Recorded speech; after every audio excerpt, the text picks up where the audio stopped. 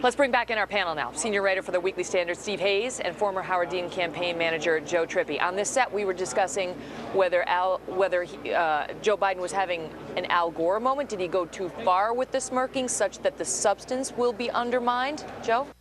I think he had a very strong debate, but was diminished. I thought personally was diminished by the smirking, and he overdid it. I think, look, he surprised me on how aggressive he was and undefensive he was on the economy, bringing up the 47%. I was very surprised, though, about how strong Ryan was on foreign policy. It's going to be interesting how this all plays out, because I think women were up for grabs here, and I think Biden really scored points, but the last thing we need is another war, another ground war in the Middle East. I mean, there were different issues where I think he really pushed hard, but I don't know about the likability of that smirking and some of and how he sort of overdid. I think it was I found it condescending and overdone. Steve? Well, there was a moment, I've been talking about the demeanor. There was a moment at the very end, maybe when most voters weren't paying as close attention. Paul Ryan started his closing statement and gave what I thought was a very sincere thank you to Martha Raddatz, to the crowd,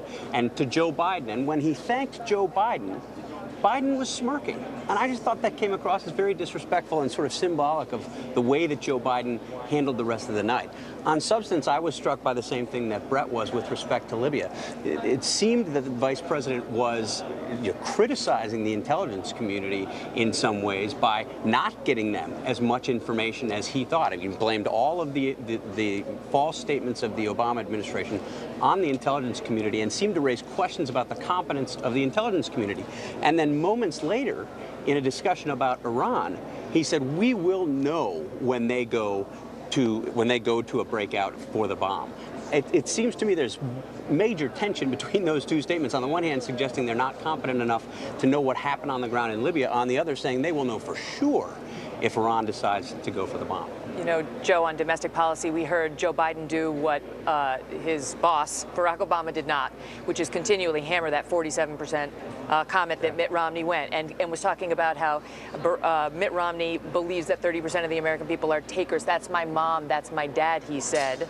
The Obama campaign has to be very happy with what Biden did there. I mean, I was surprised that the president didn't do it in the last debate. I think Biden really made a lot of strong points tonight. Again, I just don't know whether did women find him likable or not. And the other thing, though, is I thought about it midway through the debate. The Obama campaign may not care. I mean, they may have sent him out there to really drive through these points, hammer them. No one's going to vote for president of the United States based on whether they like Joe Biden or not. That's not what's going to happen here. I would have made him a little bit more likable, but it may have just been about scoring points, about really pushing through, bringing up the 47% and really driving it. And Paul Ryan had the last word on that, saying, I think the vice president knows that sometimes the words don't always come out the right way on that 47%. So we're getting a little bit of a preview now on how they may handle that. We'll be back to you in a minute.